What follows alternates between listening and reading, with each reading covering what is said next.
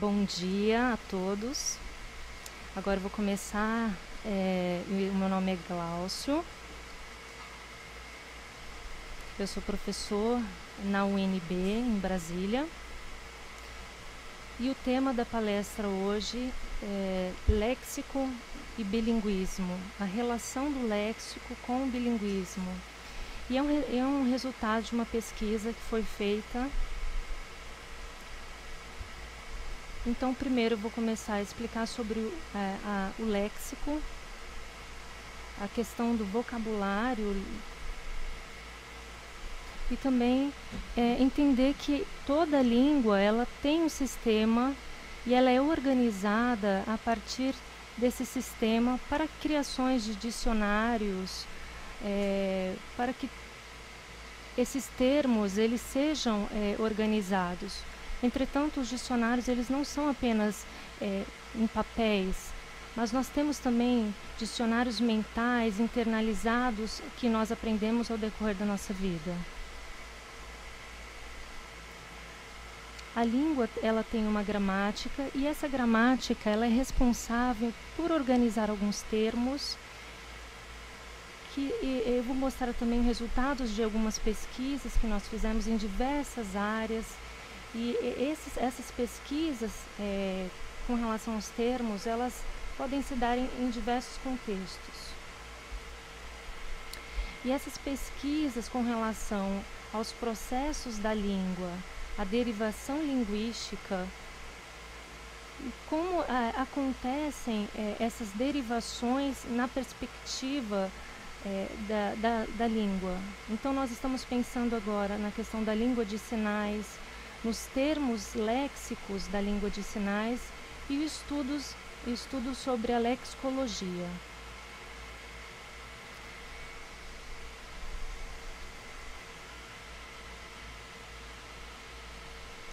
Então nós temos o léxico, que é esse nosso dicionário mental. Então nós temos um fundo lexical,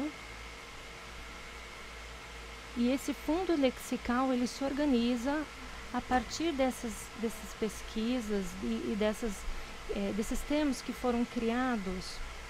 Por exemplo, o fundo lexical da língua portuguesa ela já foi organizada a partir do latim. Então, criaram-se termos e terminologias a partir do latim. Então, o fundo lexical da língua portuguesa é essa. Então, nós temos o processo histórico da língua que vai se organizando e criando novos termos. Então, todas as línguas de sinais, elas são compostas de regras gramaticais e por isso nós precisamos buscar os estudos com relação à língua de sinais, porque a língua portuguesa ela já tem esse fundo lexical, essa base já construída. Mas e as pesquisas com relação à língua de sinais? Os dicionários, a gramatização da língua. Então, os pesquisadores eles foram buscar os linguistas na área da língua de sinais, eles precisam buscar esse estudo a partir da gramática da língua. Então, como a língua portuguesa é uma língua majoritária, ela já tem tudo isso construído, e a língua de sinais, infelizmente, ela é minoritária, ela ainda tem um processo a ser construído, os dicionários, pesquisas próprias da língua, para que a língua se desenvolva como língua e como pesquisa na lexicologia. Então, nós vemos estudos sobre os glossários, que são as organizações, os vocabulários desta língua, organizados em diversas áreas, com diversos contextos. E, então, cada língua ela pode ser organizada e sistematizada a partir da ordem alfabética. Então, gramática com relação à língua alfabética, ou ser organizada a partir dos conceitos. Então, esse termo ele vai ser organizado a partir do conceito. Existem conceitos já descritivos ou não. E os glossários eles vão sendo organizados, vão sendo colocado em ordem com relação às pesquisas. Então, nós temos a pesquisa, né, diversos tipos de feições, que fala sobre os termos da língua portuguesa, palavras didáticas, como o Sur organiza as palavras que são os termos mais difíceis. Então, é estudado e criado glossários para facilitar o entendimento desses termos mais difíceis. E a segunda feição também é com relação à reformulação desse dicionário. Então, você estuda todos os termos já dispostos, e o surdo ele vai estudando e vai percebendo e clareando o que significa esses termos, também com relação ao contexto e à cultura, o que significa aqueles termos, e esses termos são de alguma forma esclarecidos a partir desse estudo da cultura e do contexto da língua.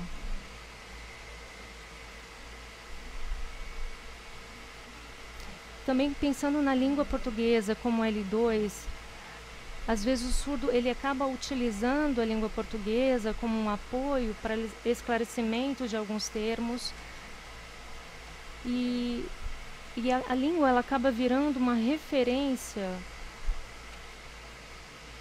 Então o surdo ele começa a ter uma visão mais ampla com relação à língua na visão geral e os termos utilizados em língua de sinais. Então nós temos 3 pontos que são um pouco difíceis, né? Termos mais difíceis, específicos, vocabulários específicos de determinada área. Nós temos termos, frases e verbetes que também são organizados em ordem sintática. E o terceiro são estruturas que contribuem para a compreensão da morfologia e também da composição desses termos já criados. E tudo isso é o nosso dicionário mental, é uma interação que nós temos com relação a esses termos divididos em diversas áreas. E as pesquisas, elas mostram Carnop e quadros, elas contribuem também para essas pesquisas com relação ao estudo da linguística na área de língua de sinais, e fala sobre esses grupos de léxicos organizados com relação a termos. Então, adjetivos, grupos de verbos, grupos de substantivos organizados na língua de sinais, para que sejam criados estruturas que contribuem também para a organização da Libras, os morfemas, as fonéticas da língua de sinais. Então, toda essa organização morfológica da língua portuguesa, ela se dá de forma oral. Entretanto, na língua de sinais, são organizadas de forma diferente.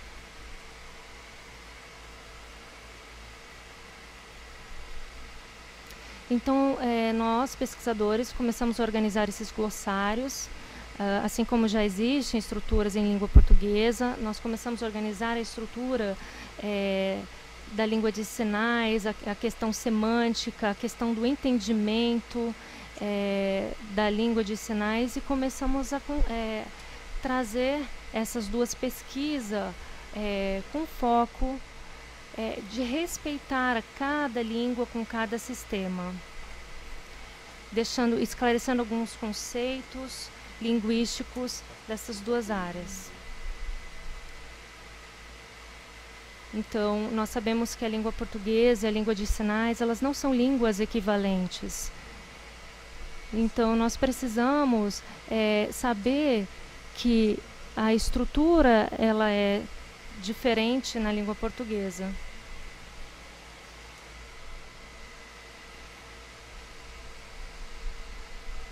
Então, nós percebemos que a base da língua portuguesa, ela para o surdo, ela é como L1, e a língua de sinais, ela é L2 para o surdo. Então, nós tivemos várias pesquisas e perspectivas bilíngues com relação a esse estudo. Estruturas da língua oral, assim como oral auditiva, e a estrutura da língua de sinais com as suas variações. E nós temos termos em língua portuguesa, são organizados os termos em língua portuguesa. A partir dessas regras, nós registramos esses termos, essas terminologias, também em língua de sinais, e organizamos num banco de dados, e foram criados, a partir dessas pesquisas, esses termos em língua de sinais. Então, nós tivemos dois grupos, um que pesquisavam os termos e buscavam equivalências. E muitas variações da língua de sinais, elas não eram distribuídas e compartilhadas. Então, nós tivemos estudos em áreas específicas, como áreas da matemática, física, história, e criamos termos sinais. Então, nós pegamos termos técnicos e compartilhamos esses resultados. Então, nós registramos esses sinais. Então, por exemplo, classes de sinais, de animais, classes de palavras, e nós fomos registrando a partir desses estudos.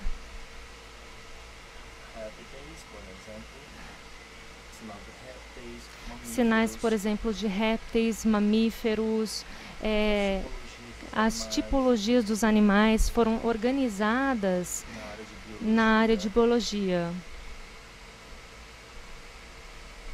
Então, nós tivemos esses sinais, termos registrados e pesquisados. Então, como que eram os diferentes tipos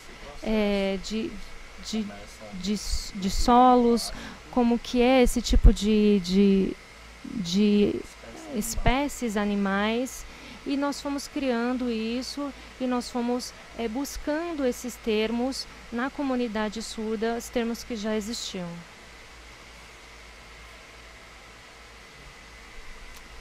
E nós começamos a divulgar esse projeto, VAR Libras, e esses estudos de variações linguísticas, de vários tipos, níveis da língua de sinais, esses sinais que existem, começamos a discutir os sinais que existiam, começamos a aumentar o vocabulário, os termos que nós fomos trabalhando, e o grupo foi criando e contribuindo na pesquisa. Nós fomos fazendo registros a partir de filmagens, fomos fazendo anotações para que esse projeto crescesse.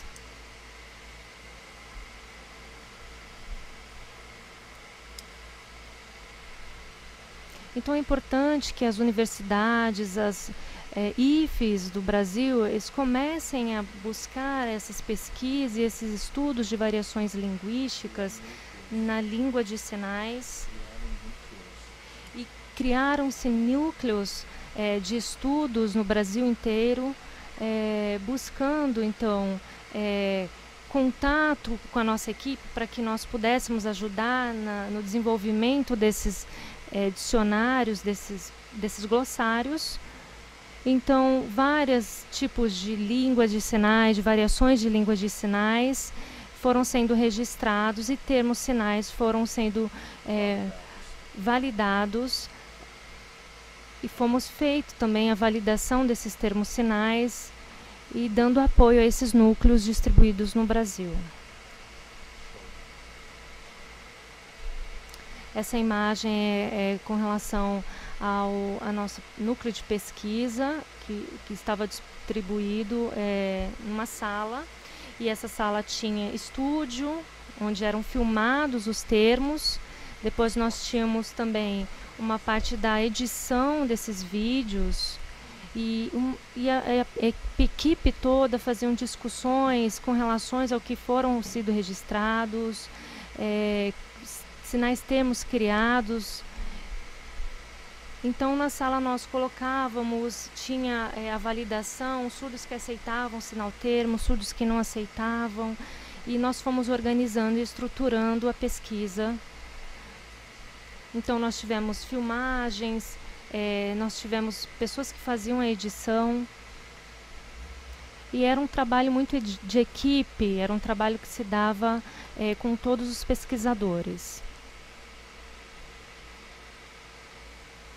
Então, nós podemos finalizar, podemos ver, com relação à perspectiva bilíngue, a formação de linguistas para que haja pesquisa e estruturação da língua de sinais, para que o ensino da língua de sinais ela seja efetivada, tenha qualidade, para que professores, doutores possam ir e contribuir para o desenvolvimento da língua de sinais. Também com relação aos termos, a estruturação desses termos, também nós precisamos entender que não existem termos errados. Nós podemos pensar também na estruturação desse termo, que uns são mais usados, outros não. Então a educação ela tem que ter uma discussão, tem que ter uma luta com relação à lei, com a relação à busca e efetivação da língua de sinais, a cultura, para que haja respeito e para que haja essa característica no bilinguismo da didática, para que a gente apoie, trabalhe todo mundo juntos, para que essas pesquisas estratégicas educacionais sejam desenvolvidas na língua de sinais.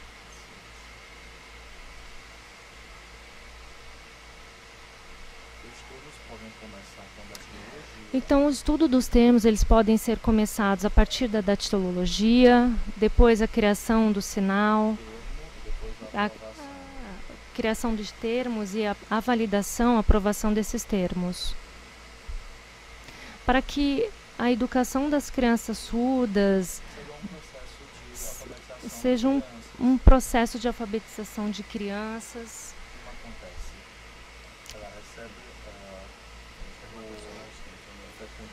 Então, nós temos também, pensando na fecundação da criança, acontece toda uma questão biológica da fecundação da criança, e aí ele vai crescendo e vai se tornando adulto, e ele vai caminhando, ele vai se desenvolvendo, para que esse ciclo da vida ele seja compreendido.